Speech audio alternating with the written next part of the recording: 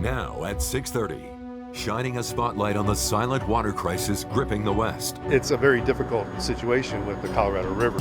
A decades-long drought intensified by pollution, climate change, and aging infrastructure. We've watched this drop for the last 20 years. Tonight, we turn our focus to the future and essential steps to help save our supply. The only thing that really can stop our growth is lack of water. Join Channel 13 live from Lake Mead as we explore the power of water. Hello, and thank you for joining us live from Lake Mead for our news special, The Power of Water. I'm Tricia Kean. Over the next 30 minutes, we take a look at the water crisis impacting us here in Nevada, as well as other western states. These concerns have led to important conversations surrounding conservation efforts. This map right here shows the major cities that all depend on the Colorado River for water resources.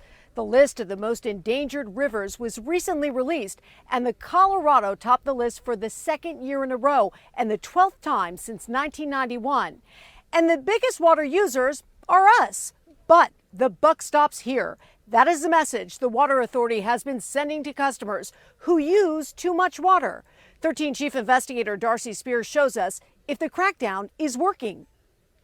We're a long way from 1922 when the Colorado River Compact was signed, allocating water use based on what they thought nature would provide over a specified time period. But nature had other plans, leaving less and less of that life-sustaining resource to be shared by more and more people. That means water conservation is essential, and so is accountability for those who use more than their fair share. From overusage to mindful and cautious. That's what the Las Vegas Valley Water District is hoping will happen by hitting heavy users in the wallet. The Las Vegas Valley Water District implemented its excessive use charge in January of this year. All customers pay $1.46 per 1,000 gallons for the first 5,000 gallons of water used. After that, rates get progressively higher. The more you use, the more you pay. The gallon threshold for the excessive use charge varies based on seasonal watering restrictions. Excessive users are charged $9 per every 1,000 gallons. That's a 500% increase over the base rate. Steep? To be sure, but it's a rate most of us will never pay. It's geared toward the top 10% of our community's water users, especially in the residential sector. And the Water District says it's already working for about half of that top 10%. Which tells us that about half of our highest water users are already proactively taking steps to reduce their water use so that they don't incur that fee. There's a reason the Water District is targeting that tier. The top 10% of residential water users consume about 35% of all of the water that is delivered to residents. With many residential properties using more water in a single month than the average household uses during an entire year. I think what we're seeing throughout the Las Vegas Valley is that those who have a lot of green in their bank accounts still have a lot of green in their yards and in their landscaping. Last summer, 13 Investigates reported on the top users with the most recent available data, which was from calendar year 2021. We've requested and are still waiting for the 2022 data. Topping the list in 2021, a 16-acre property in Spanish Gates with ties to the Sultan of Brunei. That property had been soaking up the most water for several years, using more than 13 million gallons in 2021. For perspective, the Water District says the average home uses about 120,000 gallons a year. In that 2021 data, a mansion belonging to the Adelson family in the exclusive TPC Summerlin community used nearly 11 million gallons. Lorenzo Fertitta of Station Casinos, who also lives in TPC Summerlin, used more than 9.5 million gallons in 2021. That's about 75 times more than the average household. It's important to remember the different ways we use water in Las Vegas. Non-consumptive water is what's flushed down toilets or stuff that goes down the drain in our sinks and showers. From bathrooms to kitchens, all the water we use inside our homes is captured, treated, and pumped back to Lake Mead to be used again.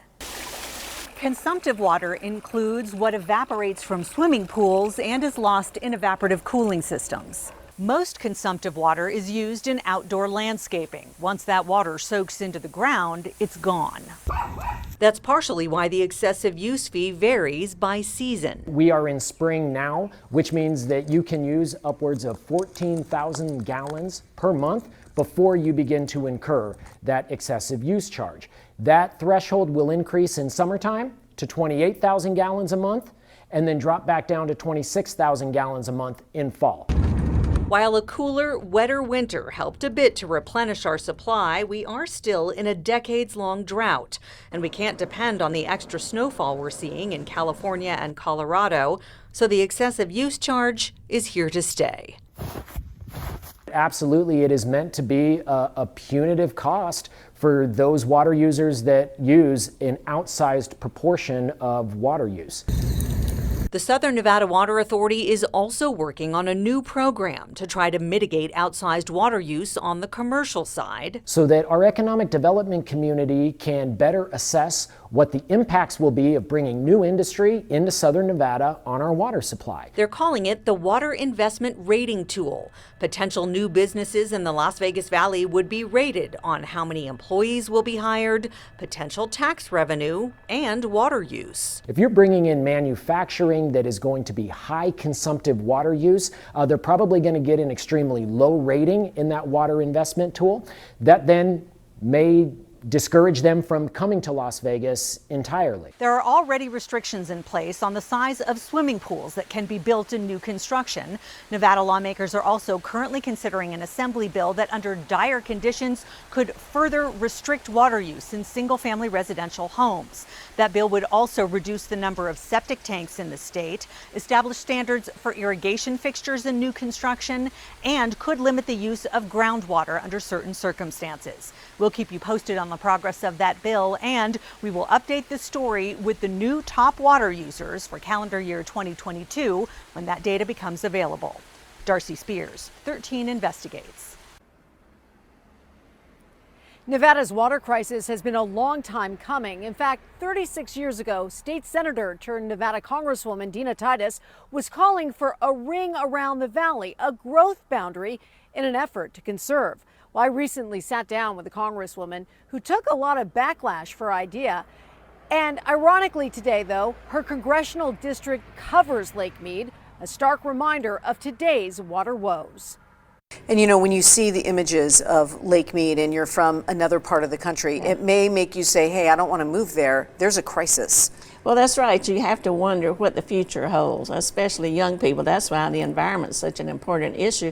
If you talk to young voters, it's their world going forward. Titus says Las Vegas is one of the fastest growing cities in the country, and she insists we need long-term solutions to our water crisis.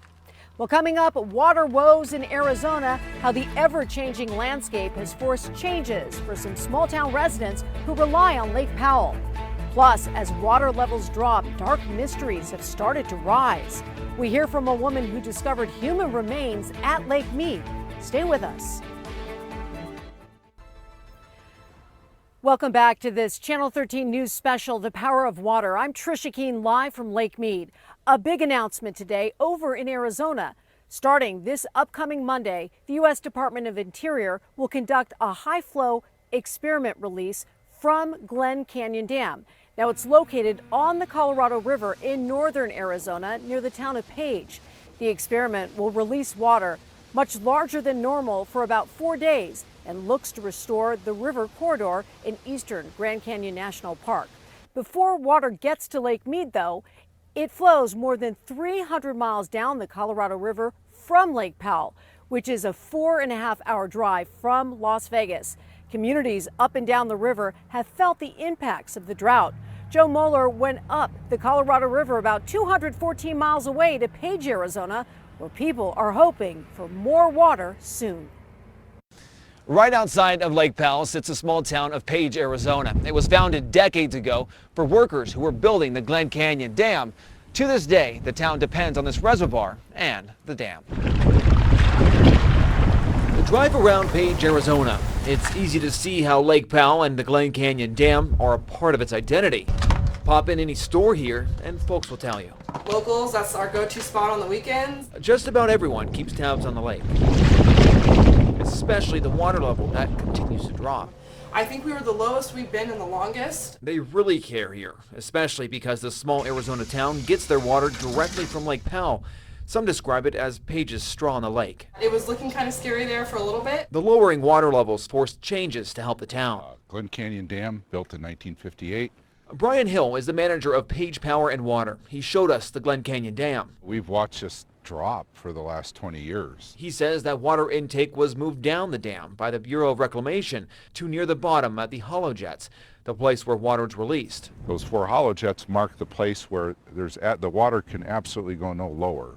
Hill says in recent years they also had to make changes when it comes to where they get electricity. They used to get half of it from the dam. With that being throttled way back, we've gone from 40 to 50% to 10 to 12%.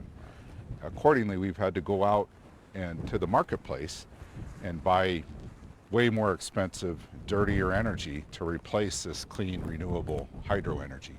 Many here, including Hill, are optimistic after the recent winter. A lot of that optimism is because we have such a big snowpack this year. In the coming months, Powell could see the impact of the well above average snowpack melting hundreds of miles away in the Rockies. This past week, the lake went up a few feet, and you can bet it was the talk of the town. We're going to see a lot more tourists coming back through. It's a glimmer of hope for the town that relies so much on this water. This year is going to help. People in the community of Page say they will keep a close eye on what happens in the coming months. They say the key in the future is still conservation. Reporting at Lake Powell, I'm Joe Moeller. Coming up on The Power of Water, an unforeseen problem caused by the water crisis. We revisit the human remains that have been discovered at Lake Mead amid low water levels. Stay with us. Welcome back live from Lake Mead. With record-breaking low water levels here at Lake Mead, you see behind me, visitors have discovered many things, including human remains. Our Abel Garcia met up with one woman at the exact location where she found what proved to be answers for a grieving family. It was nearly a year ago, Lindsay Melvin and her sister came out here to Colville Bay for a day of paddleboarding. But what started off as a fun day at the lake turned out to be a shocking discovery. Just a few days before May 7th of last year, Lindsay Melvin had an idea. I texted my sister and I said, "Sister, do you want to go to the lake and look for bodies?" But what Melvin thought started as a joke became a reality. She and her sister arrived at Colville Bay in the morning, got on their paddleboards, and headed to this peninsula where Melvin says she wanted to show her sister some beaver activity that she had spotted on a previous visit. Be careful.